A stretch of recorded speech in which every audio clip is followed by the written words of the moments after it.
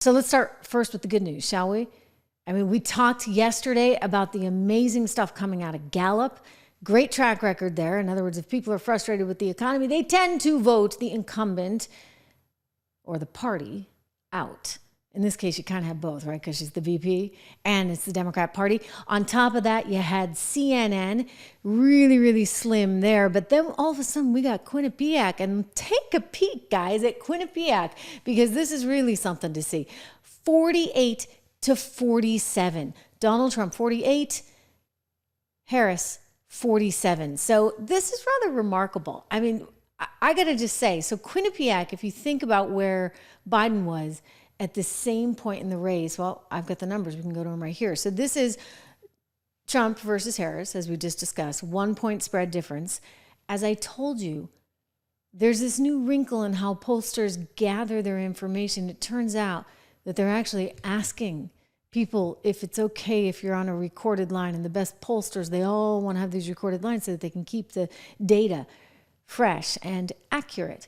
Well, a lot of people that might vote for Donald Trump don't really want to be on a recorded line, you know, with big data and AI and this, that, and the other these days.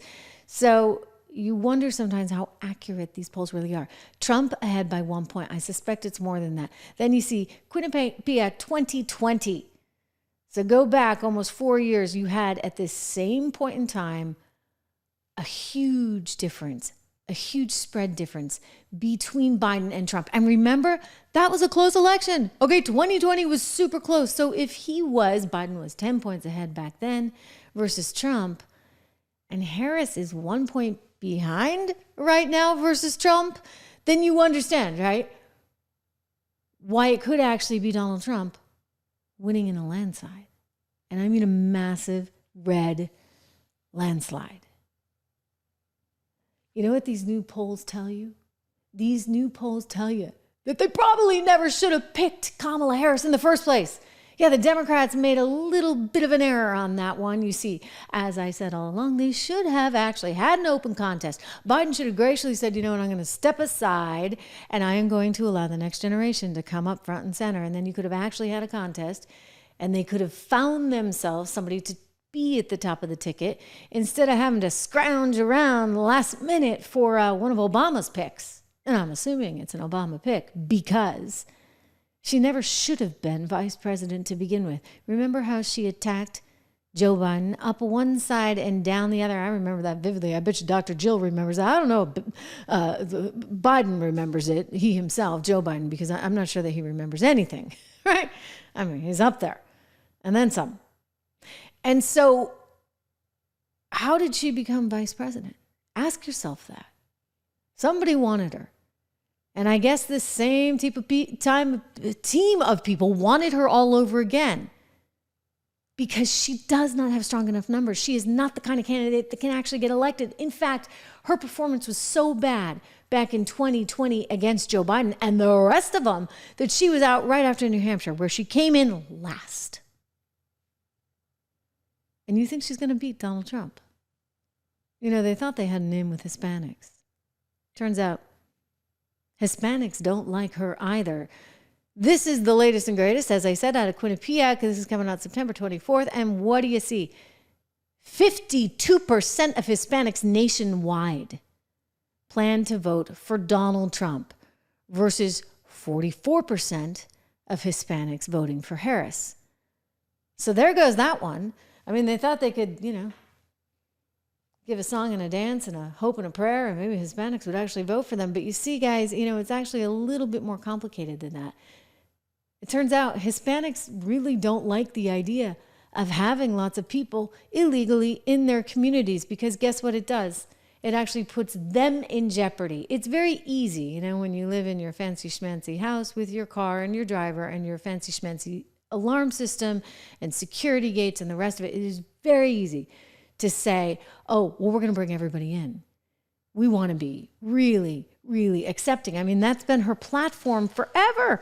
In fact, I was just looking at some video the other day of her chanting about getting rid of this decriminalization, or she wants a decriminalization because it can never be illegal to be here. You cannot be an illegal citizen. Well, that would be an oxymoron, right? Because if you're here illegally, you're definitely not a citizen.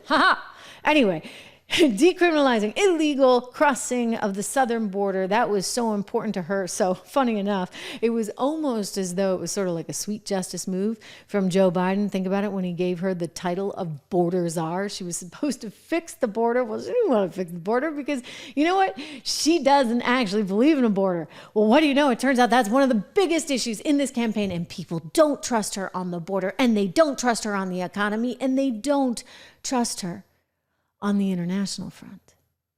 So yeah, lo and behold, you're seeing some scary numbers out of Quinnipiac.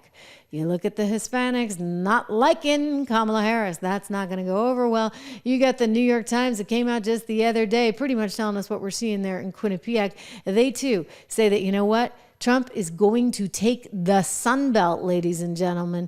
Well, what's that all going to add up to? We've got some new numbers I want to show you out of Polymarket, as well as some additional poll stuff. But first, quick shout out for our friends over at American Hartford Gold, because this is quite a deal. $15,000 you can get right now in free silver if you use my name. Apparently the Trish name goes pretty far. Just say Trish when you call 1-844-495-1115, or you can text Trish, my name, to 65532. The number 65532. Text my name, Trish. Or go to this website. I actually put it in the show notes for you. TrishLovesGold. I do. .com. TrishLovesGold.com. One of these days I'm going to have to wear like one of my gold dresses when I'm doing this show and doing this commercial, right? And it'll all kind of fit together. Anyway, I recently, I think I told you guys this, I recently actually did buy some more gold. I'm just checking on gold prices as we speak right now, because you've got a market that's actually off today. I'm looking at the Dow Jones Industrial Average, about 0.6% off. I got the S&P down 0.2%. NASDAQ trading pretty much flat. But as I look at gold, you know, this is one of the safe haven plays, but it doesn't, you know, like it's not always perfect the way it works out. I mean, gold has actually rallied tremendously, and it's super exciting to see that. I'm looking at it today. It looks like people are seeking that safe haven, up 0.3%, $2,685.20 an ounce. Good thing I bought some the other day, right? Anyway, go check it out there at TrishLovesGold.com. But I want to get back to these numbers because this is amazing. We now got Quinnipiac. We've got CNN showing a razor thin race there. Quinnipiac has him winning. Don't forget, Quinnipiac's, it's like one of those quote unquote accurate polls, and they had Joe Biden winning with a spread there of some 10 points last time around. Well, then you go over to Rasmussen, and we talked about this briefly, but Rasmussen also really showing some incredible stuff here. This is as we look at, say, some of the recent polling out of Arizona and Georgia. This echoes, if you would, what the New York Times was saying. But there's more here, because some of this Rasmussen stuff, actually, when you look at it overall, let me see if I have this one chart for you, because you can actually see that he's been hovering sort of in this range where he's continually beating her. And I just think that's amazing. I mean, they went through all this trouble of unseating Joe, who, by the way, says, oh, no big deal. It's all fine. Because of my presidency, this summer, I faced a decision whether to seek a second term as president. It was a difficult decision. Being president has been the honor of my life. There's so much more I want to get done. As much as I love the job, I love my country more. I decided after 50 years of public service, it's time for a new generation of leadership to take my nation forward. My fellow leaders, let us never forget, some things are more important than staying in power. It's your people. Yeah, all right. Yeah. We don't buy that. We don't buy that at all. So they took him out. And now we've got Quinnipiac showing Donald Trump ahead, and we've got Rasmussen showing him several points ahead. And I'm telling you, like, this is presenting just so many different paths and opportunities to 270 for Donald Trump. Well, Kamala Harris is going to be likely to have one. If he takes Pennsylvania, I'm telling you, it's game over.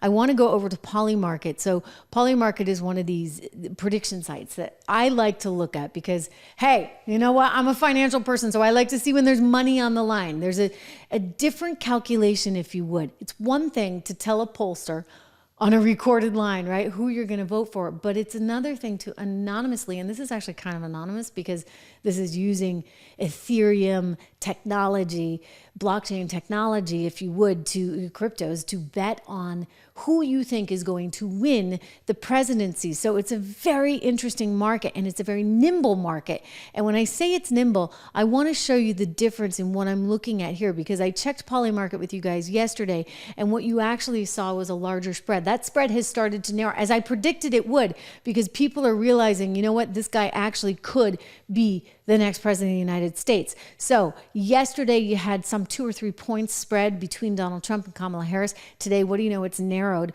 You're looking at Kamala at 50, Donald Trump at 49, clearly reflecting the intensity and the closeness of this race.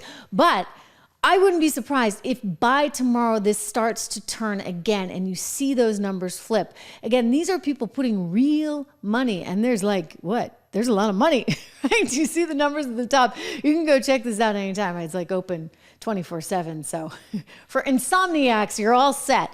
And as I said, it's a crypto technology that's powering this. Is just really, really cool. A whole other separate conversation that we can have at some point, because I do like this. But if you want to go check them out, it's Polymarket, polymarket.com. One of the other things I was looking at here is just what their expectation is. The betting markets, not Polymarkets, right? This is not pollsters. This is just prediction markets. And they have an expectation that the balance of power is actually going.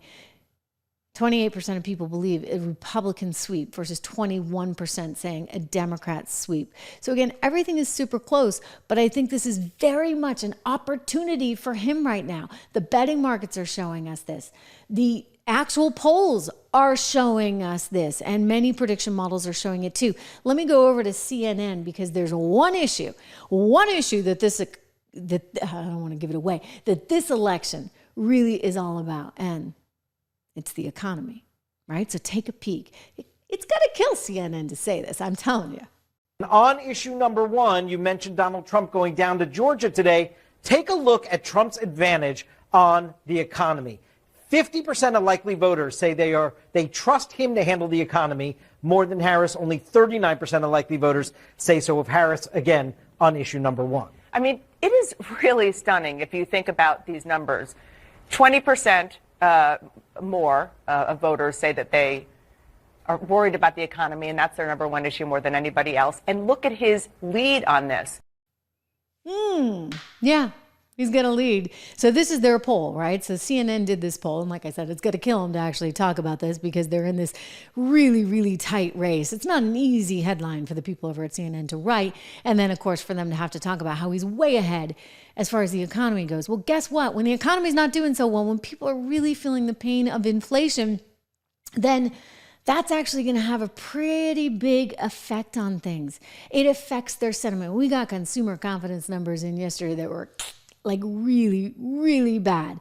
When your consumer sentiment, your consumer confidence is that bad, when you get lousy manufacturing data month after month after month, you wonder why. You wonder why the Teamsters are actually coming out saying, here we go, take a look at this one, that 60% of them are voting for Donald Trump over Kamala Harris. I mean, it doesn't take a rocket scientist to figure this out. If anyone in the Democrat Party had any sensibility at all, I'm telling you, you know what they would have done? They would have done ages ago. They never would have approved that so-called Inflation Reduction Act with a whole bunch of boondoggle programs going absolutely nowhere. You know, Senator Thane was actually out talking about this just yesterday. And I think this is important to see, because he's making the point that, you know what, there's a whole bunch of money that's still sitting on the sidelines. Before Kamala Harris was actually the border czar, guess what? Ladies and gentlemen, she was the broadband czar. And she was supposed to put all this money to work. And nothing has been spent. So you tell me if this woman knows what she's doing. Let's listen. Well, we have spoken at length about the vice president's role as the border czar, but we also need to talk a little bit about her role as the broadband czar. Because 3 years ago, the president directed Vice President Harris to be in charge of ensuring that the $42 billion that was authorized 3 years ago actually got out to serve underserved areas, hook up people who don't have broadband to broadband service. That was 1,043 days ago. $42 billion. Not a single dollar has been spent. Not a single person has been connected to broadband service under this program, under the watch and supervision of the so-called broadband czar, Vice President Kamala Harris. And so as yet another example of the failure of this administration, their inability to do basic things. And one of the reasons they didn't get people hooked up, and none of the money has yet been spent, is because of all the onerous and burdensome restrictions and regulations and requirements and mandates they imposed on the use of the funds. I can tell you in the state of South Dakota, we don't have a single telecom out there that's been able to use any of this because they make it so hard to qualify for. You got to meet all their climate requirements. You got to meet all their DEI requirements. You have to meet all their requirements to use union workers, which in right-to-work states it makes it very, very difficult. So this is just yet another example of this administration's failure. Since this president and vice president took office, there have been 1,000 regulations that have cost $1.7 trillion. That's $1.7 trillion taken out of the economy, and that's over 5 times what the Obama administration's cost of regulations was. So, and they weren't exactly known as being, you know, an administration that was willing or ready to cut red tape. So again, just another example of this administration's failure, their inefficiency, their management, and their inability to do the basic things of governing well. And I can't help but think what if Vice President Harris is successful, what the next 4 years could look like is she takes her record as broadband czar and border czar to running the whole of government. I mean, in other words, what he's telling you there is that the woman is totally incompetent. She's actually not able to do her job. I don't know what she does. I mean, we don't even see her out campaigning. We don't see her doing any media. Apparently, she's just agreed to do whoop-de-doo interview with MSNBC with a sycophant over there, shall we say, of a reporter. We're going to get to that in just a moment. But in other words, this woman's not a real journalist. And let's be very, very forthcoming. MSNBC is not a real network. I mean, none of the networks, frankly, are real networks. If you want real news, you come right here. Thank you so much. It's wonderful to have you all here. I just want to put up the subscribe button so you can remember to do that. It is really important that you subscribe and that you help me spread the word. We are here every single day live. It is great to see so many familiar faces. I'm going to get out to comments later on in the program. So stay tuned for all of that.